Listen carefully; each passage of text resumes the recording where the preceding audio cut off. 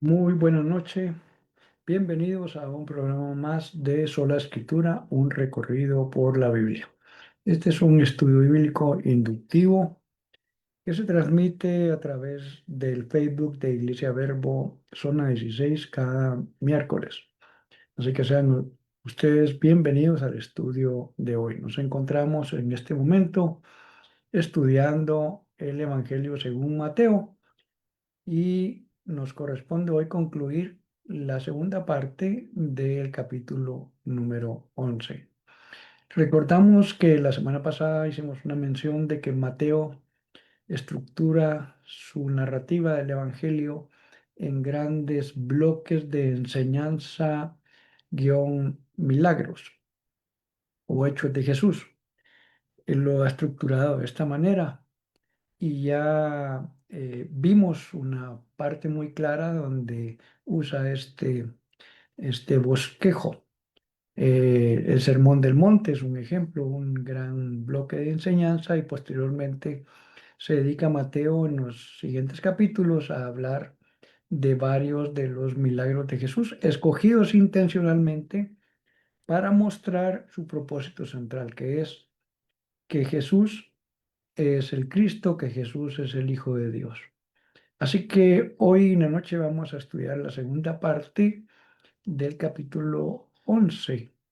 Específicamente, como decía en la diapositiva inicial, del versículo 20 al versículo 30. Tenemos pocos versículos para analizar hoy, en un sentido, pero hay bastante que hablar respecto de lo que Jesús va a abordar en esta porción. Así que sin mayor preámbulo, vamos a ir a nuestro texto y vamos a leer del versículo 20 al 24. Si gusta, me acompaña con su Biblia y si no lo tiene, aquí lo vamos a proyectar para que usted siga la lectura juntamente con nosotros. Ok, leo la versión Reina Valera 60 en este momento. Dice, entonces comenzó a reconvenir a las ciudades en las cuales había hecho muchos de sus milagros, porque no se habían arrepentido, diciendo, ay de ti, Corazín, ay de ti, Betsaida, porque si en Tiro y en Sidón se hubieran hecho los milagros que han sido hechos en vosotras, tiempo ha que se hubieran arrepentido en silicio y en ceniza. Por tanto, os digo que en el día del juicio será más tolerable el castigo para Tiro y para Sidón que para vosotras. Y tú, Capernaum, que eres levantada hasta el cielo, hasta el Hades serás abatida, porque si en Sodoma se hubieran hecho los milagros que han sido hechos en ti, habría permanecido hasta el día de hoy, habría permanecido hasta el día de hoy. Por tanto, os digo que en el día del juicio será más tolerable el castigo para la tierra de Sodoma que para ti. Muy bien, vamos a analizar esta porción y para poder entender un poco más el contexto, ya que algunos probablemente han tenido la oportunidad de visitar Israel y los lugares por donde se desarrollaron algunas de las narrativas bíblicas, pero la mayoría no, y uno no está tan acostumbrado a eh, los mapas de la región de Israel. Entonces uno escucha muchos nombres, caminos, lagos, mar, etcétera, y no termina finalmente de tomar una correcta dimensión de lo que se está hablando. Y aquí este pasaje en general habla de varias ciudades y es importante que nosotros entendamos de qué regiones está hablando y por qué se está refiriendo a estas ciudades en particular y también las compara con algunas otras. Así que antes de entrar en el análisis de versículo por versículo, viendo varias traducciones, vamos a poner acá a la vista algunos mapas. Déjeme ver. Bueno, el primero es este. Y vale la pena mencionar para esta introducción que la mayor parte del ministerio de Jesús se llevó a cabo en lo que se conoce como la región de Galilea. Estuvo algunas ocasiones en Jerusalén, hubo mucha controversia, mucha confrontación, y Jesús intencionalmente se va a la región más al norte, a- arriba de la región de Samaria, está Judea, Samaria y Galilea hacia el norte. Y aquí en este mapa básicamente lo que quería llamar su atención es esa región de Galilea que está alrededor del mar o del lago, en realidad es un lago, del lago de Galilea. También se le llama Tiberíades, recibe otros nombres, ¿no? Pero popularmente conocido como el mar de Galilea. Aquí vemos algunos nombres que probablemente en los dispositivos no se van a terminar de leer adecuadamente por la resolución de la imagen. Pero a la izquierda, entonces usted puede ver todo esto que está en celeste, que es el mar Mediterráneo. Por cierto, creo que tengo una, déjeme ver un momentito, por favor. Eh, ¿Dónde está? Ah, bueno, sí, pongamos este momentito acá. Es un mapa general de toda la región alrededor del mar Mediterráneo. ¿Por qué pusimos este mucho más ampliado? La región color café, ¿verdad? Tirando a naranja, que está a la derecha, pegado a la región amarilla, es toda la región de Israel, de lo que ahora es el Líbano, de Siria, eh, y obviamente el mar Mediterráneo es lo que eh, une a todas estas regiones hacia la izquierda, lo que es ahora Grecia y también Italia, etcétera. Entonces, regresando a nuestro mapita anterior, ahora sí haciendo un zoom, está el mar Mediterráneo y entonces en la región de Samaria hasta abajo usted ve que aquí es la ciudad de Cesarea, que había sido fundada por los romanos, ahí tenían su centro de operaciones en esta región. Yendo hacia arriba, encontramos justamente, aquí está en inglés, este mapa, los nombres están en inglés, pero aquí aparece Tiro, en la región conocida como Fenicia. No sé si usted recuerda, en estudios sociales se nos narraba de los fenicios que eran eh, navegantes, ¿verdad? Fue una de las primeras civilizaciones, etcétera. Eh, y entonces en esa región de Fenicia está Tiro, ahí aparece Sarepta. Recuerda que había una viuda, la viuda de Sarepta. Jesús hizo en una oportunidad un viaje rápido hacia ese sector de ahí. Eso ya no era Israel, ¿verdad? Vale la pena mencionar.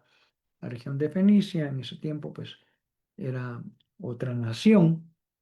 Y ahí arriba, bien al norte de la región de Fenicia, por lo menos para este mapa, aparece Sidón. Esto es parte de la moderna Líbano.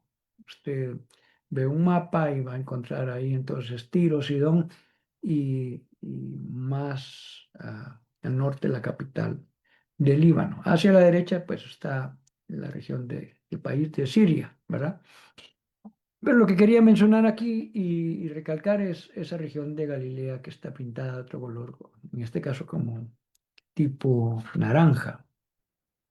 Vamos a ver si podemos poner otra. Sí, en esta probablemente se lea de mejor manera los nombres de varias ciudades. Había muchas ciudades en toda esta región de Galilea. eh, y aquí aparece entonces Nazaret, que fue la región donde Jesús creció, ¿verdad? aparece Caná, que es el lugar donde Jesús hace su primer milagro. Eh, Más arriba Magdala, de ahí era María Magdalena, Genezaret, Capernaum, Corazín, y a la derecha, ya no en la región de Galilea, sino hacia el otro lado del Jordán, Betsaida, Gergesea. Gergesea es el sector donde Jesús pasa al otro lado del lago y libera eh, aquellos dos endemoniados, gadarenos, ¿verdad? Gadara se llamaba toda esa región y particularmente una ciudad que se llamaba Gergesea. Eh, Aquí hicimos un pequeño acercamiento, ¿verdad? Entonces, me llama la atención dos cosas. O sea, se mencionaron aquí eh, tres ciudades que están relativamente cerca. Capernaum, que era el centro de operaciones de Jesús. Varios discípulos eran de Capernaum. Otros más eran de Bethsaida, o sea, varios eran de toda esa región. Y un poquito arriba de Capernaum aparece Corazín. Y también vale la pena mencionar que actualmente es lo único que hay ahí perdón, en Capernaum y Corazín eh, son unas ruinas de unas sinagogas. Y eso porque hicieron varias excavaciones y usted lo puede ver en esta aplicación de Google que se llama Maps. Usted escribe Maps y puede poner ahí Capernaum y le va a mostrar la región e incluso hay fotos de las actuales ruinas de esos lugares. O sea que la ciudad como tal ya no existe. En el caso de Bethsaida, todavía no han terminado vamos a decir así, de encontrar el lugar específico donde estaba. Algunos arqueólogos dicen que creen que estaba ahí, otros que estaba un poco más al norte. Lo cierto es que algunos historiadores dicen que llegó a ser una ciudad importante, que le construyeron unos muros fortificados grandes y esos hallazgos arqueológicos aún no los han encontrado. Han dicho, bueno, tal vez puede haber sido aquí, pero el tamaño de la ciudad y la falta de esos muros no coinciden con lo que algunas narrativas de eh, historiadores y arqueólogos mencionan. Entonces, un último, un último mapa que quiero mostrar acá es similar a estos, ¿no? Es en particular remarcando la ciudad de Capernaum. Ya no tiene la región en colores, tiene ahí las ciudades, ¿verdad? En este se aprecia allá al norte y a la izquierda Tiro, ya no parece Sidón, ¿verdad? Que es la parte de la región de Fenicia. Habiendo dicho esto, entonces, ¿por qué específicamente Jesús hace esta declaración tan fuerte respecto de Capernaum, de Corazín y de Bethsaida? Y dice en el pasaje, ahora sí vamos a ir al pasaje, eh, solo que ya en nuestra Biblia en paralelo con varias versiones, déjenme ponerlo acá nada más, antes de mostrarlo, versículo 20 en adelante. Ok, entonces ahora vamos a ir aquí. Muy bien. Dice que eh, este decreto, digamos así, ¿verdad? Sobre estas ciudades, el versículo 20 lo engloba muy bien. Ahora voy a leer la tercera columna, que es la NBI. Entonces comenzó Jesús a denunciar, dice acá, en las versiones más formales dice reconvenir, y aquí tiene que ver con llamar la atención, con reprender, como dice la Biblia Palabra de Dios para todos. Déjeme ver cómo sí, en inglés usa a reprochar. Eso es lo que dice la palabra griega, ¿no? denunciar, reprochar, reprender. Dice a las ciudades en las que había hecho la mayor parte de sus milagros porque no se habían arrepentido. Entonces, esto nos está dando a entender que Jesús se movió, sí, en la región de Galilea en general, pero particularmente en estas tres ciudades, aunque vale la pena mencionar, Capernaum lo menciona muchas veces porque dice, salió de Capernaum y se fue a tal lado y regresaron a Capernaum porque era su centro de operaciones. También la ciudad de Bethsaida se menciona en varias ocasiones. Corazín básicamente solo se menciona aquí y en la narrativa del Evangelio de Lucas del mismo pasaje. O sea, no se dice ejemplos específicos de milagros que hayan sido hechos en ese lugar, como sí lo son eh, en Capernaum y en Bethsaida. Ahí sí hay varias narrativas del Evangelio de Mateo y otros que mencionan a estas ciudades y específicamente qué fue lo que Jesús hizo acá. Aquí se lo dice que, que hizo muchos milagros en estas ciudades. Recuerde que no todos los hechos de Jesús están plasmados en los evangelios. Juan lo dice de esa manera. Él dice, usando una hipérbole, o sea, no es exageración, sino un agrandamiento de una idea. Él dice, si se hubieran escrito todos los milagros que Jesús hizo, no cabrían los libros en ningún lugar. Y es que solo se escogen algunos. Imagínense que Jesús pasó, bueno, el año tiene 365 días y pasó 3 años con sus discípulos. Los días tienen 24 horas, quiere decir que a veces solo se narra un pequeño hecho, pero él siguió haciendo muchas cosas por la tarde, por la noche, por la mañana, etcétera, eh, y no se nos dice. De hecho, en varias ocasiones se lo dice, y Jesús sanó a todos. O sea, ahí los meten en un gran paquete, ¿no? En lugar de ser tan específicos como en algunas ocasiones y lo ponen las narrativas de los evangelios. Entonces dice acá que el motivo de esta reprensión, de este llamado de atención, de esta denuncia, es que no se habían arrepentido. O sea, fueron testigos de la visitación de Dios mismo hecho hombre, del poder de Dios aquí en la tierra, expresado a través de los milagros que Jesús hizo, prodigios y maravillas, y su actitud de vida siguió siendo la misma. Y esto nos debe llamar a nosotros la atención.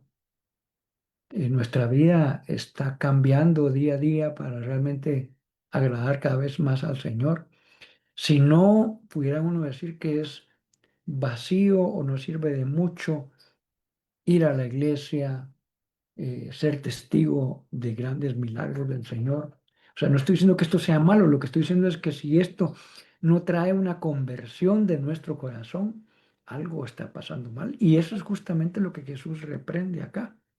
Dice, si estos milagros se hubieran hecho en ciudades que, pues, obviamente, las comparaciones que pone aquí son ciudades paganas que estaban entregadas a la perdición, etcétera. Dice, esas ciudades se hubieran arrepentido, pero ustedes, siendo ciudades de Israel, no era de gentiles, no se han arrepentido, no se han convertido. Esto llamó la atención de Jesús y por eso es tan fuerte en estas afirmaciones. Entonces pasa a la primera, la que está en el capítulo, perdón, el versículo 21. Dice, hay de ti Corazín y hay de ti Betsaida. Una cosa interesante es que en la Biblia prácticamente todos los nombres de personas o de lugares, etcétera, tienen un significado eh, en el idioma original. En la mayoría de nombres también de otros que provienen de otros idiomas también sucede eso.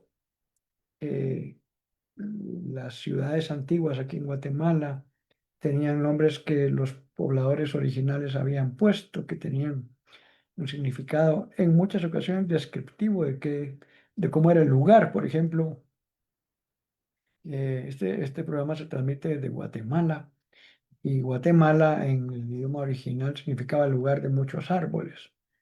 Ya no nos quedan tantos como antes, ¿verdad? Ojalá fuéramos tan diligentes para que se siga llamando Guatemala, pero porque sea un país con una abundante cantidad de vegetación y que aprendamos a cuidar el ambiente, ¿verdad?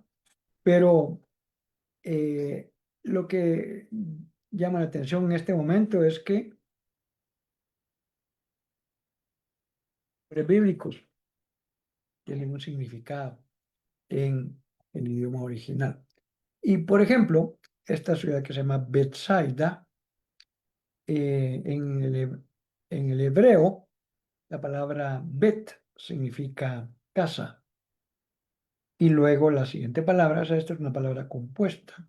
Bethsaida, por ejemplo, significa casa de pescado. Eh, Muy probablemente porque toda esta es una región de pescadores alrededor de este gran lago. Eh, Belén o Bet-Lehem, como es su nombre original, significa casa de pan. Bet-El o Betel significa casa de Dios, etcétera. Entonces, este prefijo Bet significa casa, ¿verdad?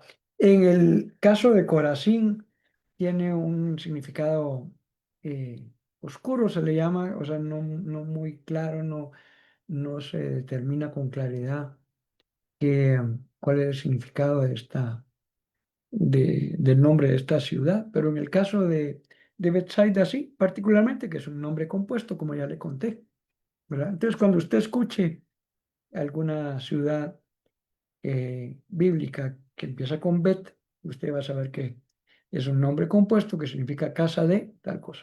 Bethsaida es casa de pescado, casa de, sí, de pescado. Si se hubiera hecho en Tiro y en Sidón los milagros que se hicieron en medio de ustedes, ya hace tiempo que se habrían arrepentido con muchos lamentos. ¿Por qué la comparación con Tiro y Sidón? Bueno, ahí tenemos que irnos bastante atrás. Esto era, como dije y mostramos ahí, parte de la región de Fenicia, era otra nación. Y durante un buen tiempo hubo bastante buenas relaciones con Tiro y Sidón. Por ejemplo, en el caso del rey Salomón, él recibió donaciones de estas ciudades para la construcción del templo, de su palacio, etcétera. Pero algo que no cambió a lo largo del tiempo fue que estas eran unas ciudades que no eran parte de Israel y eran unas ciudades fundadas por otras culturas idólatras, en muchas oportunidades abiertamente opuestas a las creencias de los judíos. Entonces hay varias profecías a lo largo de sí, Isaías, Jeremías y Ezequiel particularmente, que reprenden algunas de las acciones y actitudes de Tiro y Sidón. Y los profetas llaman a estas ciudades a un cambio, aun y cuando no eran parte de Israel, ¿verdad? Entonces, pudiéramos decir que para la mentalidad judía, estas ciudades que no eran de Israel eran conocidas como gentiles, eran territorios gentiles, que no eran judías, eso significa, ¿verdad? Y según los judíos, no según la palabra, porque las promesas de Dios y la bendición de Dios es para todas las naciones desde el principio. Pero los judíos habían creído que ellos eran el, el- bueno, eran el pueblo escogido de Dios, pero que toda la riqueza y las promesas de Dios eran exclusivamente.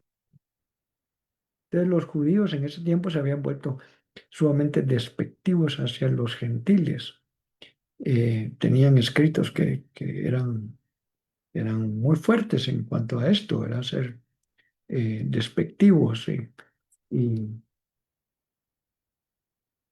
verlos como casi lo peor que había. Entonces, para ellos, hablar de Tiro y Sidón era una región enteramente gentil, enteramente idólatra, opuesta a los principios de Dios y ellos lo rechazaban, ¿verdad? Entonces dice acá, mira la comparación. En Corazín y en Betsaida se hicieron muchos milagros del Señor.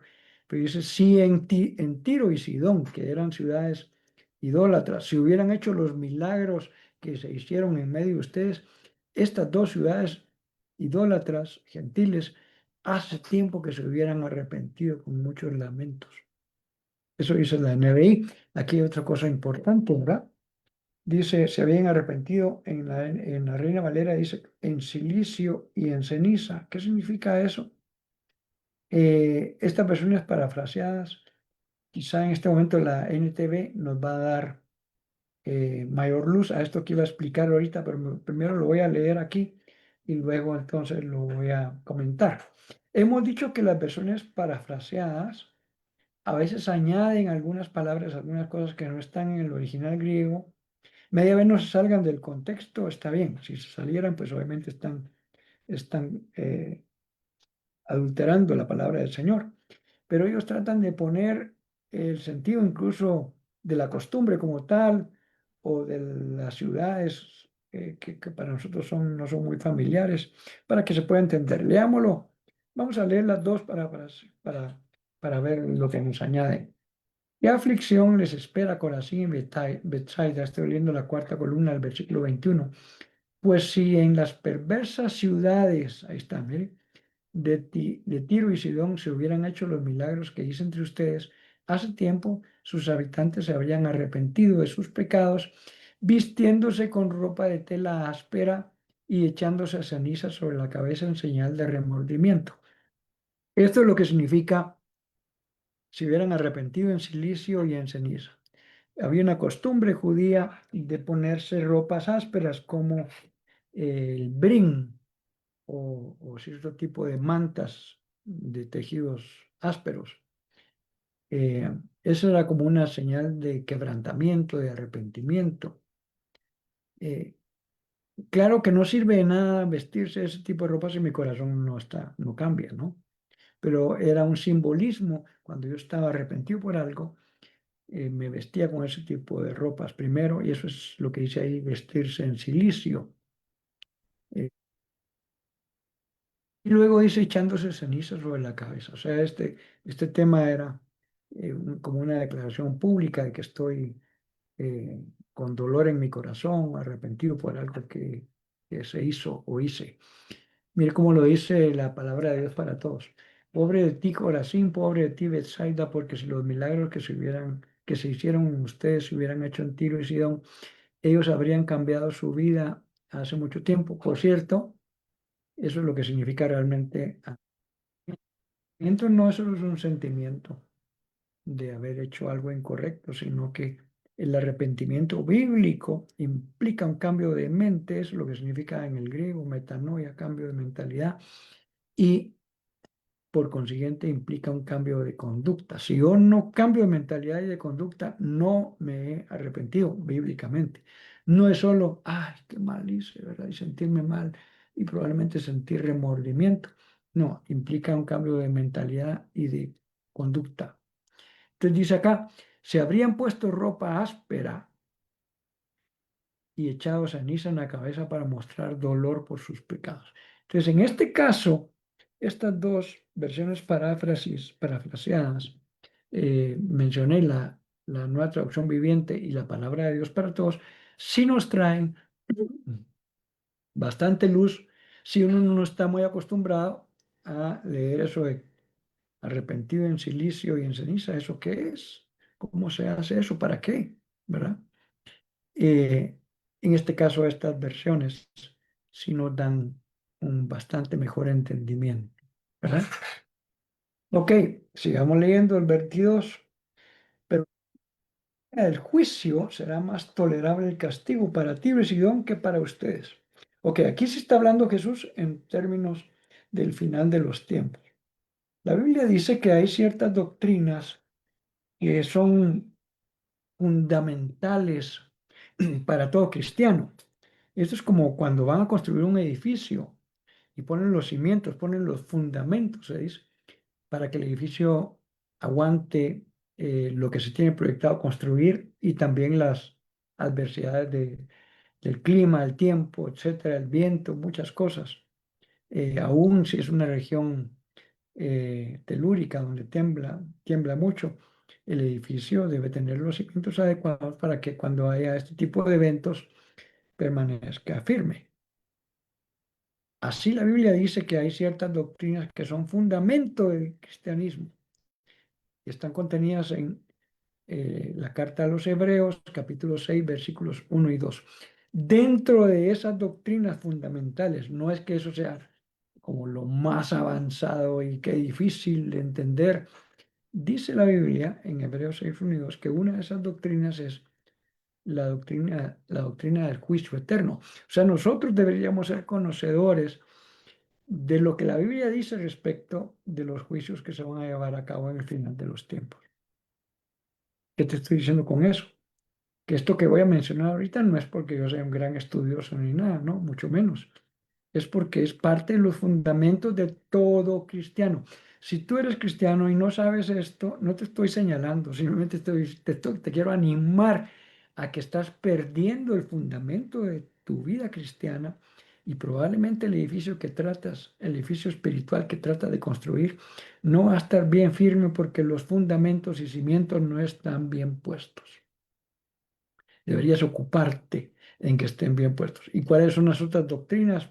Por cierto, ya que mencioné una, dice la doctrina del arrepentimiento de obras muertas, de la fe en Dios, de los bautizos, de la imposición de manos, de la resurrección de los muertos, lo cual algunos piensan que es, no, eso sí es muy avanzado. No, es el fundamento. Son las cosas básicas del cristianismo. Y dice también del juicio eterno. Entonces, aquí está hablando Jesús del juicio de los últimos tiempos, de uno de los juicios porque son varios. Y entonces dice acá, en ese tiempo va a ser más tolerable el castigo para Tiro y Sidón, que eran ciudades idólatras, que para ustedes. Wow, ¿por qué? Porque no causó el efecto que Dios quería, el mostrar el poder del reino. ¿Cuál es parte de eso? Que nosotros nos convirtamos en nuestros malos caminos, nos volvamos a Dios y le sirvamos. Los milagros no solo son para que la gente se asombre y diga, wow, sí, esto es tremendo, ¿verdad? No, el propósito de mostrar el poder de Dios es que la gente, nosotros también incluidos, nos convirtamos de nuestros malos caminos. Por eso dice ahí arriba, si en otras ciudades se hubieran hecho los milagros que se hicieron en las de ustedes, hace tiempo se hubieran arrepentido. Eso es lo que Jesús esperaba que pasara. Ahora continúa. Y tú, Capernaum, aquí la pone como un apartado especial. ¿Por qué? Porque Capernaum o Cafarnaum, como se lee en algunos lugares, de hecho aquí en la versión textual, la segunda columna dice Cafarnaum, ¿verdad? Este también es un nombre compuesto y tiene que ver con, eh, eh, recuerde que Nahum es un nombre bíblico y esto eh, tiene que ver en los originales con, no necesariamente la ciudad de Nahum, pero algo similar, ¿verdad? Ahora lo voy a dejar hasta aquí. Si alguien lo quiere investigar un poco más, pues tendrá el tiempo para hacerlo. Pero ¿por qué Jesús va a señalar a esta ciudad tan fuertemente? Porque en la ciudad de Capernaum fue su centro de operaciones y muchísimos milagros fueron hechos ahí, muchísimos, varios de ellos narrados en la Biblia. La sanidad de aquel paralítico que bajan eh, cuatro amigos de él. Bueno, es que es larguísima la lista de milagros. Y dice, ¿acaso serás levantada hasta el cielo? Aquí lo pone como pregunta, en la Reina Valera lo pone como una afirmación. Eh, es una porción un poco de difícil traducción.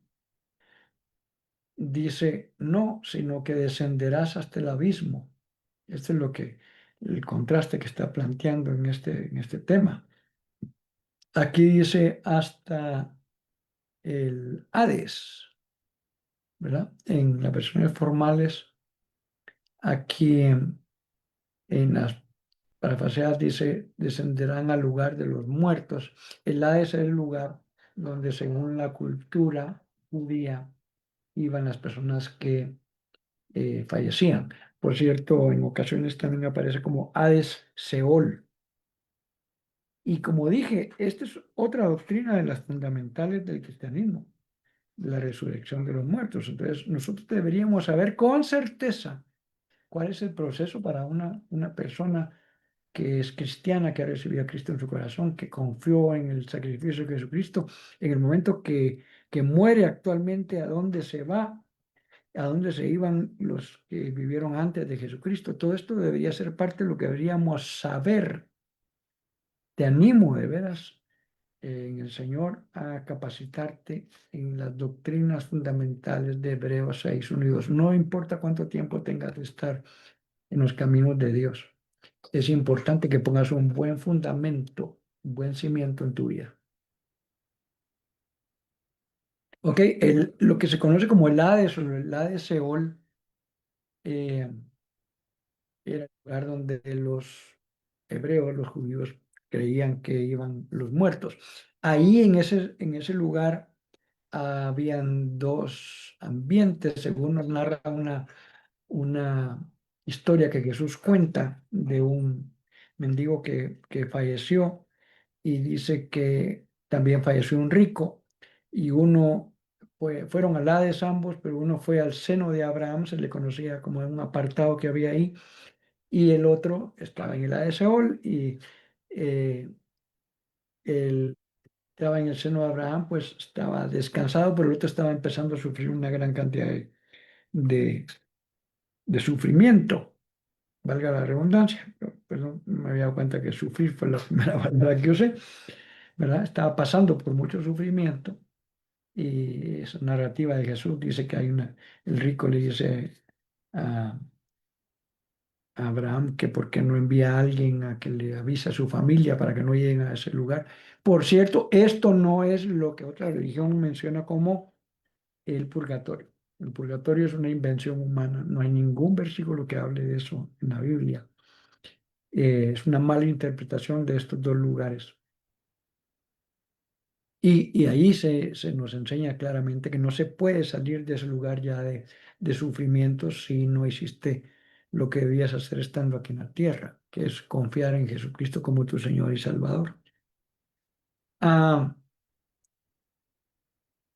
dice que, dice, descenderás hasta el abismo o el Hades o el lugar de los muertos. Aquí en la otra versión parafraseada dice hasta el infierno.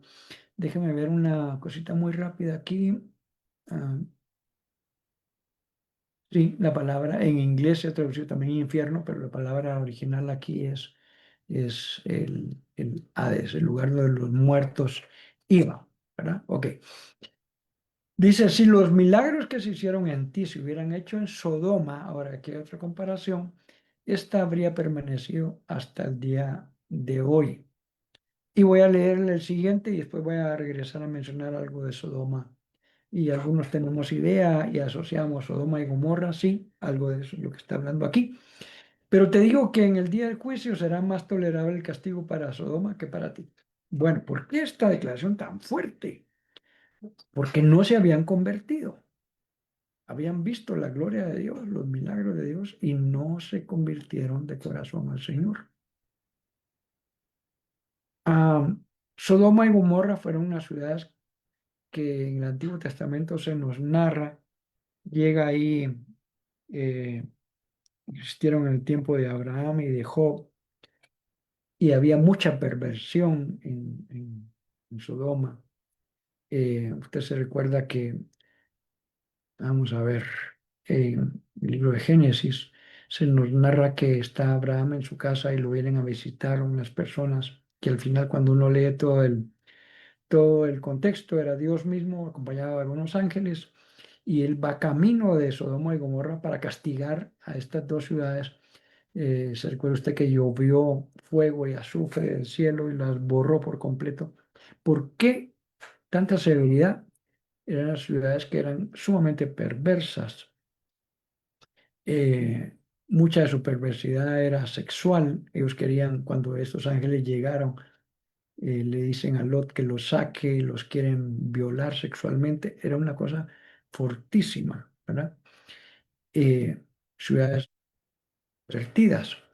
Hay un versículo que yo quisiera, ahora sí quisiera leerle acá. Déjeme ver si lo pongo muy rápidamente. Recuerdo que sí, aquí está.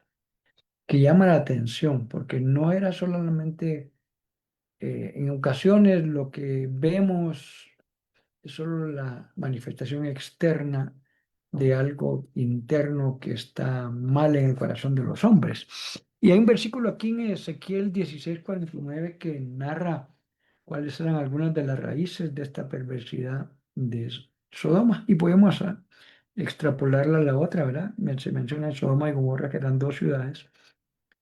Dice de manera interesante, he aquí que esta fue la maldad de Sodoma, tu hermana, soberbia, saciedad de pan y abundancia de ociosidad estuvieron en ella, y que además de eso no fortaleció la mano del afligido y del menesteroso.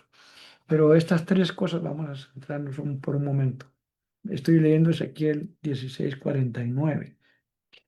Dice soberbia, eso es una actitud de creerme más que otros e incluso creerme o igual, o pudiéramos decir a veces hasta superior a Dios, o creernos nosotros mismos que podemos ser nuestro propio Dios, como fue lo que originalmente Satanás le ofreció a Adán y a Eva en el huerto del Edén. Ustedes serán como Dios, no van a morir. Dios les había hecho, si comen de ese árbol, van a morir, y Satanás le dice, no, no se van a morir, al contrario, ustedes van a ser como Dios. Esa fue la oferta. Y en varios círculos religiosos cristianos se habla de lo que algunos denominan el endiosamiento, o sea que el hombre quiso ser como Dios, como fue la oferta de Satanás, y ese es el pecado real del hombre. Por eso es que no le tomamos en cuenta como Dios, queremos ser nuestro propio Dios. Entonces estas ciudades abundaban en esa soberbia, orgullo. También dice saciedad de pan, o sea, no necesitamos nada, pues tenemos de todo. Nuestra propia mano puede producir la riqueza. Y por último es también abundancia de ociosidad. Recordé ahorita algo que, por cierto, no tengo en mente ahorita quién lo dijo, lo puedo buscar para la otra semana si fuera importante.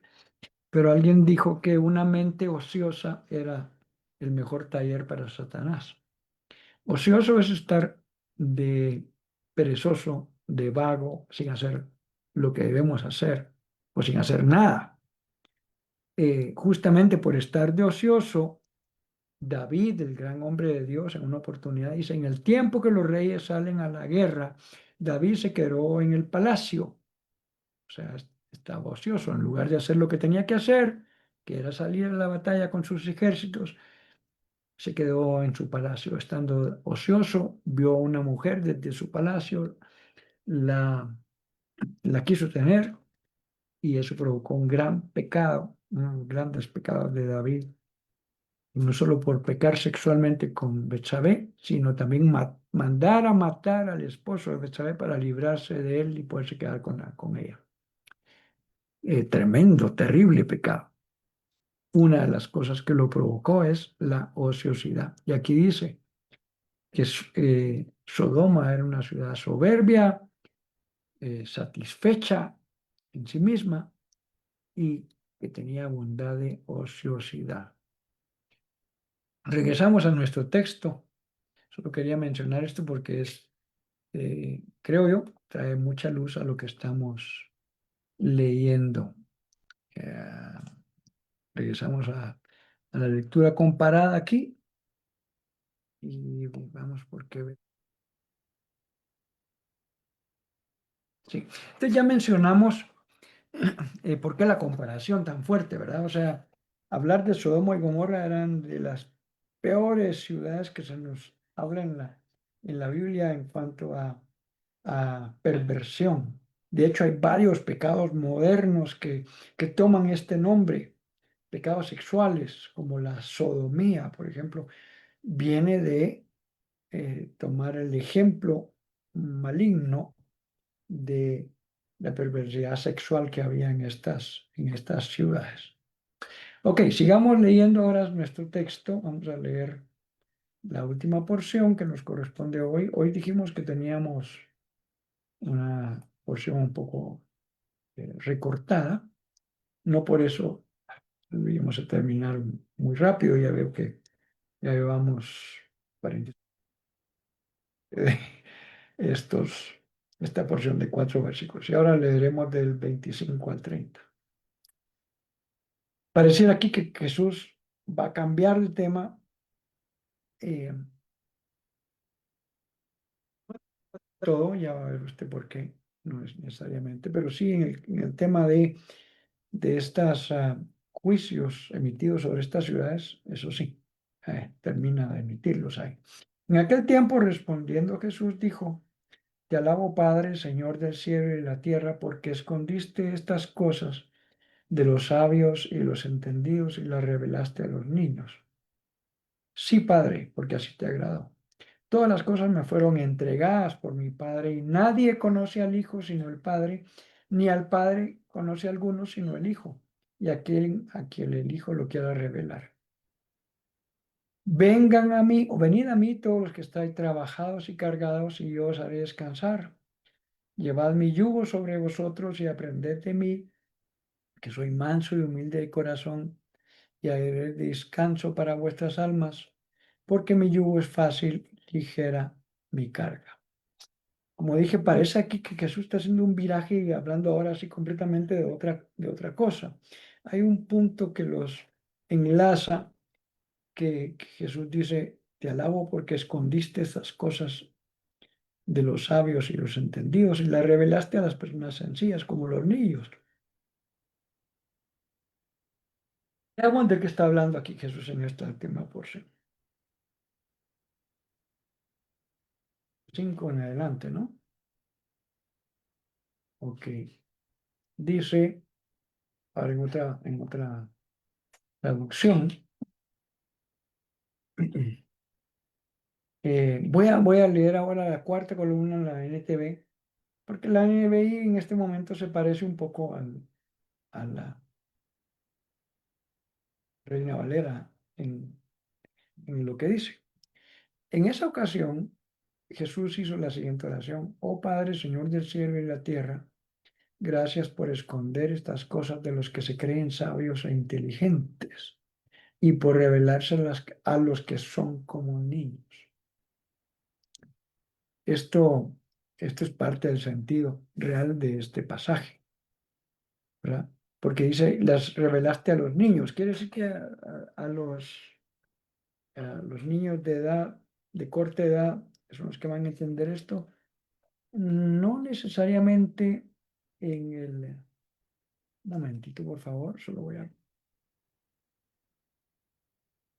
eh, no ese es el significado de fondo, sino a los que, como dice acá, a los que son como niños, ¿verdad? En varias ocasiones la Biblia dice que el reino de los cielos pertenece a los que son como niños, los que se hacen como niños, los sencillos, los humildes, etcétera. Los crédulos, los niños son crédulos. Conforme vamos creciendo, el conocimiento nos estorba a veces y ya no somos tan crédulos, tan sencillos de creer. Y entonces Jesús está alabando aquí al Padre porque dice: escondiste estas cosas de los que se creen sabios e inteligentes, ¿verdad? De los estudiados, etcétera. Y dice: sí, Padre, porque esa fue tu buena voluntad, o sea, te agradó de esa manera. ¿Qué cosas escondió el Señor? Cuando dice: escondiste estas cosas. Por eso decía: sí,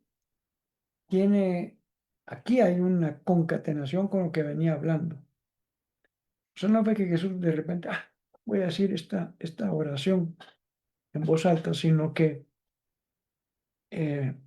Jesús está diciendo: hay cosas que el Padre determinó y los que se creen muy sabios no las van a ver de primas a primeras, particularmente si no claman a la inspiración y revelación del Espíritu Santo. Jesús dijo justamente que el Espíritu Santo nos iba a revelar toda la verdad y nos iba a mostrar a Jesús. Entonces, por eso decía que no es necesariamente que hubo un giro de 180 grados y ahora está hablando de algo completamente diferente. No, aquí en esto, de estas cosas, es el nexo que nos dice que Jesús todavía estaba terminando de hablar de lo que acabamos de estudiar. Dice, mi Padre me ha entregado todas las cosas. Nadie conoce al Hijo sino el Padre, y nadie conoce al Padre sino el Hijo. Y aquel a quien el Hijo quiera revelarlo o decida revelarlo. O sea, Dios quiere revelarse al hombre, pero en muchas ocasiones somos nosotros los que ponemos muchos de nuestras convicciones doctrinales religiosas, nuestras costumbres. Eso les pasó a los judíos. Los judíos no pudieron ver, no quisieron ver, voy a decir de esa manera, que Jesús era el Mesías enviado, que vino a cumplir todas las profecías que estaban escritas sobre el Mesías. Y lo vuelvo a mencionar acá en otra oportunidad. Los judíos siguen pensando y esperando que venga un Mesías. Y yo he dicho, qué difícil para alguien que se tome esa tarea o que alguien le ponga esa tarea, cumplir todo lo que estaba escrito sobre él, dónde iban a nacer, cómo iban a nacer, en qué pueblos iba a crecer, eh, de qué pueblo iba a vivir y a morir, etcétera. Es prácticamente imposible cumplir humanamente todo eso. Pero Jesús lo cumplió. Pero los religiosos de ese tiempo, ya vamos a ver la otra semana en el capítulo 12, endurecieron su corazón y empezaron a fraguar planes para matar a Jesús porque se oponía a lo que ellos enseñaban. Entonces, por eso Jesús dice aquí, nadie conoce al Hijo sino el Padre, y nadie conoce al Padre sino el Hijo. Y está hablando del Mesías acá, y aquel a quien el Hijo quiera revelarlo. Ahora Jesús va a hacer aquí una afirmación de nuevo que no es que cambie otra vez 100% de rumbo. Algunas veces cuando la vemos de una perspectiva como la que voy a mencionar, probablemente sí sintamos que aquí estoy hablando de otra cosa por completo. Cuando dice, vengan a mí los que están cansados y agobiados y yo les daré descanso. Y muchas veces usamos este versículo para animar a personas que están por X o Y razón cansados o desanimados. Y no quiere decir que no se cumpla. Dios trae fuerzas al cansado, renueva al que no las tiene. Y dice la promesa de Isaías, correrán y no se cansarán, ¿verdad? Caminarán y no se fatigarán. Pero el fondo de la interpretación de este versículo no es solamente un versículo de ánimo almático, digámoslo así. ¿Verdad? Tranquilos, hombre, ya van a estar descansados. Sino tiene mucho que ver con voy a leer los siguientes versículos y voy a mencionar algo que en ese tiempo era cargoso para todas las personas e incluso Pablo lo menciona en el tratar de cumplir por nuestras propias fuerzas humanas la ley. No se puede, dice Pablo, nadie puede hacer eso. A, a esa carga de llevar la responsabilidad de cumplir toda la ley, porque Pablo también aclara, si yo quiero cumplir la ley, pero fallo en una parte, ya me hice culpable de violar toda la ley. Si yo no robo, no miento, honro a mis padres, etcétera. Pero eh, codicio lo que otros tienen, ya soy culpable de toda la ley. No solo de haber fallado en esa, sino toda. Entonces uno dice, ala, pues qué difícil. Y a eso en ese tiempo le llamaban popularmente, no está en la Biblia, por cierto, el yugo de la ley o el yugo de la Torá. Usted puede buscar un poco, ahora que los buscadores y la inteligencia artificial y todo esto está tan avanzado. Busque algo de eso y se va a dar cuenta que era pues, sentir el peso del cumplimiento de toda la ley. Y era algo cargoso que no nos daba descanso. Jesús dice acá, carguen mi yugo y aprendan de mí. Es un nuevo lugar del yugo de la Torá, del cumplimiento de la ley. Dice, vengan conmigo, aprendan de mí, yo soy apacible y humilde, o sea, manso y humilde, dice acá, y encontrarán descanso para su alma. Este es un punto importante también, porque el descanso no es solamente era lo que la ley decía de no trabajen el eh, sexto, el último día de la semana. Sí, más bien el séptimo, ¿no? El séptimo día de la semana deben tomarlo como descanso. Pero no solo descanso físico. Yo puedo estar físicamente descansado y mentalmente atribulado, emocionalmente abatido, etcétera. Y aquí está hablando de un descanso integral para el hombre, es lo que Dios diseña. No es solo cumplir con el día de descanso, como la Torá y el yugo de la Torá les imponía a los judíos.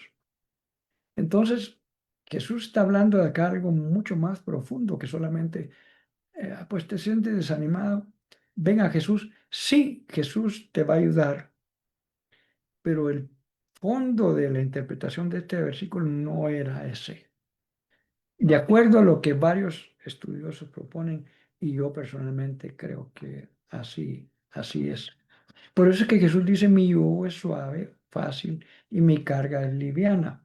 Por cierto, aquí vale la pena mencionar, ah, déjeme ver si lo tengo aquí, Señor. Ese sí no lo preparé como tal. Déjeme ver una cosita por aquí. Estarán las descargas.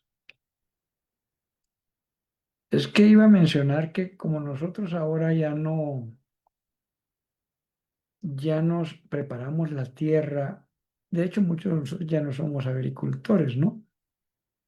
Como en esos tiempos sí se requería. Eh, entonces ya no estamos tan familiarizados con este tema del yugo. El yugo es algo que se usaba para unir dos bueyes que servían para preparar la tierra. Mientras sigo hablando acá, estoy buscando una ilustración que no la preparé, la tengo porque en una charla que me pidieron dar, no, pero no la tengo a la mano, perdone. Pero quería mostrarle una foto de dos bueyes trabajando la tierra. Probablemente no sea tan indispensable para explicar esto. Y les ponían una pieza de madera que unía a los dos bueyes para que jalaran juntos y aprovechar la fuerza de ambos. Pero una costumbre que había, que eso sí nos llama la atención en esto, es que se ponía un buey con más experiencia y un buey más joven para trabajar juntos, para que el joven aprendiera la sabiduría del viejo y el viejo se apoyara también en la fuerza del joven. La Biblia dice eso. La gloria de los jóvenes es su fuerza y la gloria de los viejos es su sabiduría. Y entonces esto era parte de lo que hacían los agricultores, sabían que se podía aprovechar esto doble eh, arista del buey viejo aportando, perdón, su sabiduría y juntamente trabajando con un buey joven, aportando su fuerza.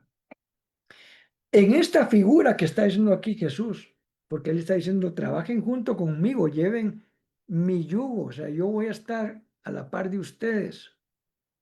Entonces sí, podemos aprender de él, es el buey con sabiduría, ¿verdad? Él no va a decir, yo voy a hacer toda la tarea, no, trabajemos juntos, dice Jesús.